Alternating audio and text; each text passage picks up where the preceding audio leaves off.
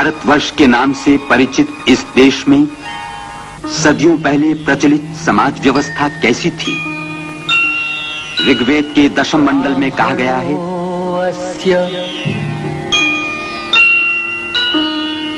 मुखम आसित ब्राह्मण, क्षत्रिय, वैश्य, शूद्र ये मूलतः 4 वर्ण थे। आगे चलकर ये वर्ण जन्म के आधार पर कई जातियों में बंट गए। इस जात पात के भेदभाव की जड़ें गहराई तक पहुंच गईं और उनके कटीले पौधे समाज के शिखर तक फैल गए। 19वीं सदी में विदेशियों का, अंग्रेजों का शासन इस देश में पक्का जम गया था। फिर भी इस उपमहाद्वीप में देहातों, नगरों में से दलितों को अछूत बनाकर गांव के बाहर कर दिया गया था। जीवन उनका जानवरों से भी गया बीता था। दरिद्रता और अज्ञान की कोई सीमा न रही।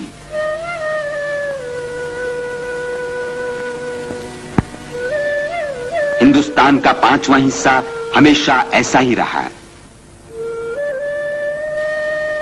परंपरागत रूढ़ी से दलितों को छूना तक पाप था। बेचारा दलित वर्ग समझता रहा, यही है हमारा प्रारब्ध, यही रही हमारी कर्मगति। इसी काल में कोंकण में दापोली के नजदीक आंबवड़े देहात में अछूत महार परिवार के सूबेदार रामजी सकपाल के घर में 14 अप्रैल 1891 में भीम नामक पुत्र हुआ। भीम की प्रारंभिक शिक्षा दापोली ही में आरंभ हुई।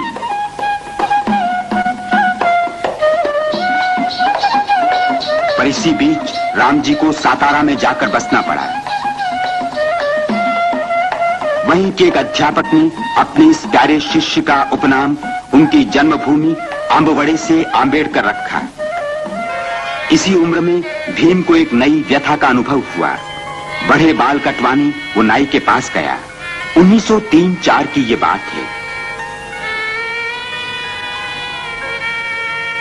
किसका छोरा है? अछूत महार का? तेरे बाल काटकर मैं अपने उस्तरे को अपवित्र कर लूं? जा जा। क्या मैं अछूत हूं? भैंस के बाल काटते उस्तरा अपवित्र नहीं होता और मुझ जैसे एक आदमी के बाल काटने से होता है? एक दिन स्कूल जाते भीम को कड़ी प्यास लगी। सामने कुआं था।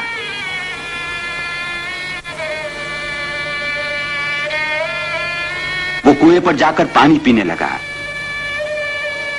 इतने में हाय राम, अछूत ने पानी छुआ। कोई है रे उधर? पीटो थेड़ को, कचू में निकाल दो इसका। अस्पृश्यता क्या चीज है, इसका अनुभव भीम को इसी उम्र में हुआ।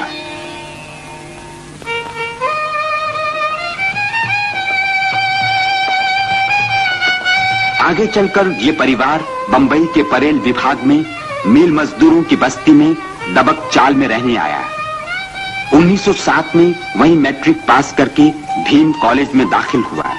दलित समाज में ज्ञान दीप प्रज्वलित करने के लिए महात्मा ज्योतिराव फूले जैसे कार्यकर्ता प्रयत्नशील रहे थे। इस ज्योति को बड़ौदा नरेश सयाजीराव गायकवाड़ ने जगाया।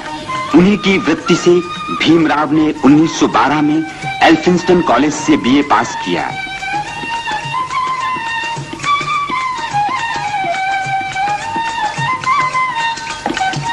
उच्च शिक्षा के लिए 1913 में भीमराव अमेरिका गए।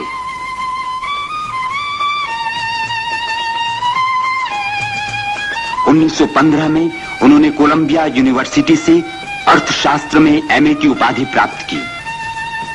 पहले विश्व युद्ध के समय अंबेडकर जी वापस आए। फिर 1920 में उच्च शिक्षा के लिए लंदन रवाना हुए। उस समय 2 सगे संबंधी उनके साथ थे। ग्रंथ सगे थे, दारिद्र्य संबंधी था।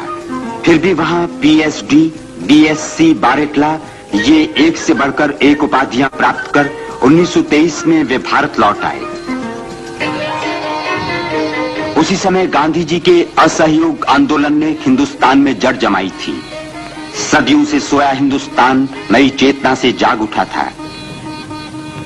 ऐसी अवस्था में डॉक्टर आंबेडकर जी ने कोर्ट कचहरी की आमदनी से परिवार को सुखी बनाने की अपेक्षा दलितोद्धार का कार्य अधिक पसंद किया।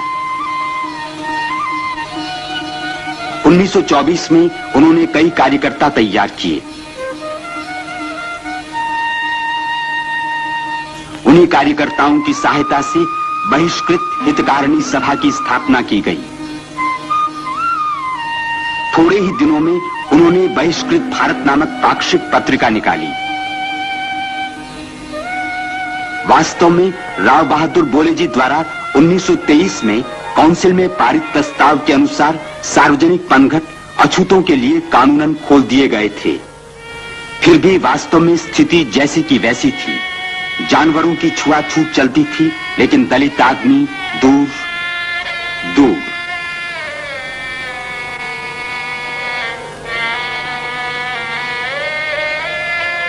महार का चौदार तालाब नगर पालिका द्वारा अछूतों के लिए खोल दिया गया था। वहां अपना अधिकार स्थापित करने के लिए डॉक्टर आंबेडकर जी ने आम दलितों को संगठित होने का संदेश दिया। उनकी पुकार पर देहातों में से हजारों अछूतों ने 1927 में चौदार तालाब की ओर मोर्चा निकाला। महाड़ में परिषद हुई। उसमें डॉक्टर आंबेडकर जी ने दलित वर्ग से कहा, स्वाभिमानी बनो, साफ सुथरे रहो, भीख मांगना छोड़ दो, अपने बच्चों को पढ़ाओ। उसी परिषद में पुरानी समाज व्यवस्था के प्रति कड़ा विरोध प्रकट करने के लिए उन्होंने मनुस्मृति जलाई और उनके विरुद्ध चारों ओर से टीका टिप्पणी का तूफान खड़ा हो गया। महाड़ की तरह नासिक में भी अछूतों का मंदिर में प्रवेश पाने तथा वहां पूजा आदि का अधिकार प्रस्थापित करने के लिए कालाराम मंदिर के बाहर उन्होंने 1930 में सत्याग्रह आरंभ किया। पुलिस का कड़ा शासन होने पर भी सत्याग्रह नहीं रुका। सवर्णियों ने अंत में मंदिर के दरवाजे ही बंद कर दिए। अछूत आखिर हिंदू हैं या नहीं, इस विवाद ने पूरे भारत में हो हल्ला मचा दिया। इस तरफ बापूजी अंग्रेजों से औपनिवेशिक स्वराज्य की मांग कर रहे थे। उसी के फलस्वरूप 1930-31 में गोलमेज परिषद बुलाई गई। लंदन में संपन्न उस परिषद में आंबेडकर जी ने एक ओर दलितों के लिए स्वतंत्र निर्वाचन क्षेत्र की मांग की, तो दूसरी ओर बापूजी ने अछूतों का हिंदुओं से अलग होना ही अस्वीकार कर दिया। इस पर दोनों में काफी संघर्ष छिड़ा। इस संघर्ष की बिजली पूरे देश में कौंध थी। इसी संबंध में बापूजी ने पुणे के एरवड़ा जेल में आमरण अनशन आरंभ किया। शुरू में डॉक्टर आंबेडकर जी अपनी बात पर अटल रहे, इसलिए लोगों ने उन्हें घोर राष्ट्रद्रोही तक कहा। आखिर बड़े बड़े नेताओं के प्रयत्नों से संयुक्त निर्वाचन क्षेत्र का पर्याय निकाला गया। यही है 1932 का पुणे समझौता। बादल बरसे, कटुता की गंदी गलियां साफ हो गई। दलित वर्ग तथा सवर्ण हिंदुओं की अभिन्नता की नींव इस तरह पक्की हो गई। उसे संयुक्त निर्वाचन क्षेत्र का पर्याय निकाला गया। यही है 1932 का पुणे समझौता। बादल बरसे, कटुता की गंदी गलियां साफ हो गई। दलित वर्ग तथा सवर्ण हिंदुओं की अभिन्नता की नींव इस तरह पक्की हो गई। आखिर आंबेडकर जी ने ये झगड़ा क्यों शुरू किया था? आप देश की मुक्ति के साथ ही अपने दलित बंधुओं के लिए न्याय,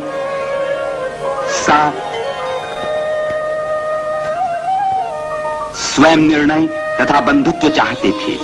न्याय, समता तथा स्वातंत्र्य लड़कर मिल सकता था, मगर बंधुत्व वैसे नहीं मिलता। इसीलिए आपने 1935 में येवले में धर्मांतर की घोषणा की। आपने 1936 में स्वतंत्र मजदूर पक्ष की नींव डाली। आगे 1937 में आप विधि महामंडल के प्राध्यापक और बाद में प्राचार्य भी रहे। 1939 में दूसरा विश्व युद्ध छिड़ा। डॉक्टर आंबेडकर जी ने उस समय दलितों की महार पलटन खड़ी की। दरमियान क्रिप्स योजना में उन्होंने दलितों के पक्ष का जोरदार समर्थन किया। 1942 में ब्रिटिशों के शासनकाल में आप श्रम मंत्री चुने गए। अब वे दलितों के बाबा साहब बने। जब तक हर अछूत का हाथ, अंतःकरण तथा उसकी बुद्धि नए तेज से उभर नहीं उठती, तब तक उनका उद्धार संभव नहीं, यह आंबेडकर जी भली भांति जानते थे। सरकारी नौकरी में उन्होंने दलितों के लिए कुछ जगह तो सुरक्षित करवा ही दी, साथ ही मिलों में काम करने वाले स्थायी मजदूरों को सवेतन छुट्टियां भी प्राप्त करा दी। कोंकण की खेती की समस्या, महारवतन, बेगारी आदि समस्याओं पर भी आपने ध्यान दिया। हजारों वर्षों से अकर्मण्य बने दलितों के दिलों में आत्मविश्वास तथा स्वाभिमान की ज्योति डॉक्टर आंबेडकर जी ने प्रज्वलित की। अब उनके बौद्धिक विकास के लिए शिक्षा संस्थाओं के निर्माण की आप सोच रहे थे।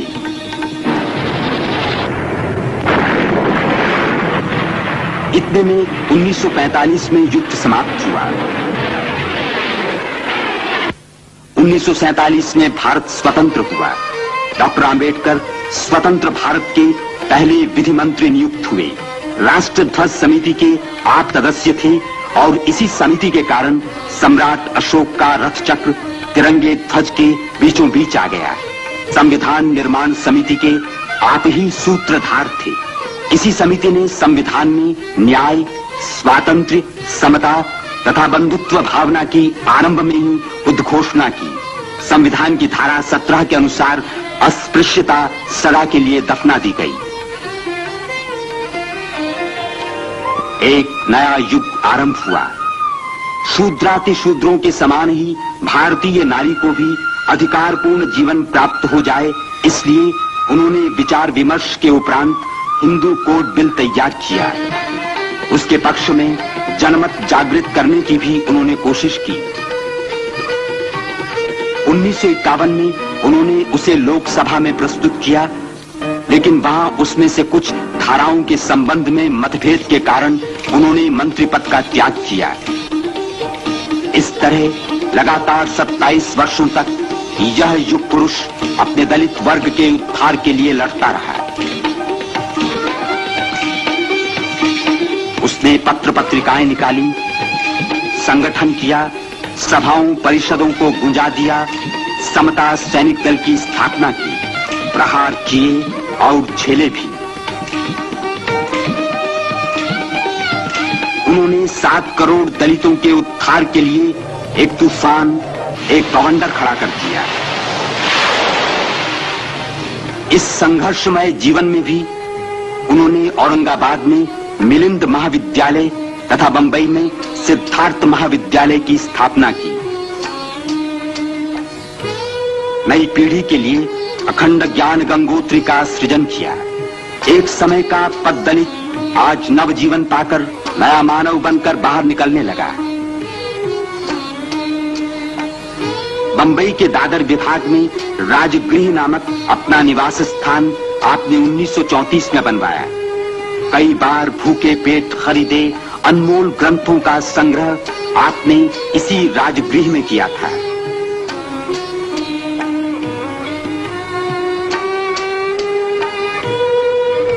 जीवन के तूफानों में भी आपने समय निकालकर अर्थशास्त्र, विधि, धर्म, इतिहास आदि विषयों पर अनेक मौलिक ग्रंथ लिखे।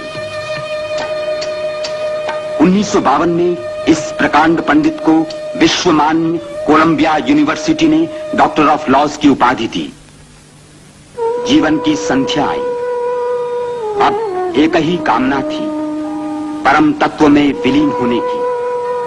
1956 के अक्टूबर महीने में भारत के इस सपूत ने बौद्ध धर्म स्वीकार किया।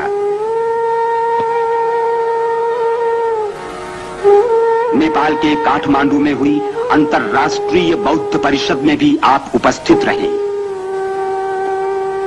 मगर उसी साल दिसंबर की 6 तारीख को डॉक्टर आंबेडकर का दिल्ली में देहांत हो गया। सारा देश शोक में डूब गया।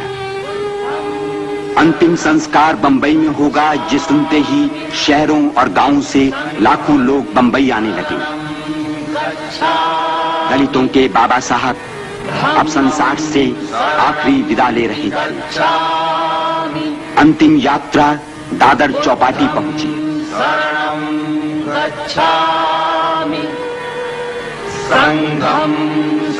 उन्हें शाही सलामी दी गई। चंदन की चिता में उस महामानव का शरीर लपटों में विलीन हो गया। वे चले गए, मगर उन्होंने भारत तथा हिंदू धर्म पर लगा अस्पृश्यता का कलंक सदा के लिए मिटा दिया। सदियों से चली आई इस जर्जरित रूढ़ि को जड़ से मिटा देने वाले इस परम प्रतापी युग पुरुष के जीवन का उज्जवल इतिहास केवल भारत को ही नहीं बल्कि सारे संसार को ये संदेश देता रहेगा। न त्वहं कामये राज्यम न स्वर्गम न पुनर्भवम कामये दुःख तप्तानां प्राणिनां दुःखमागमा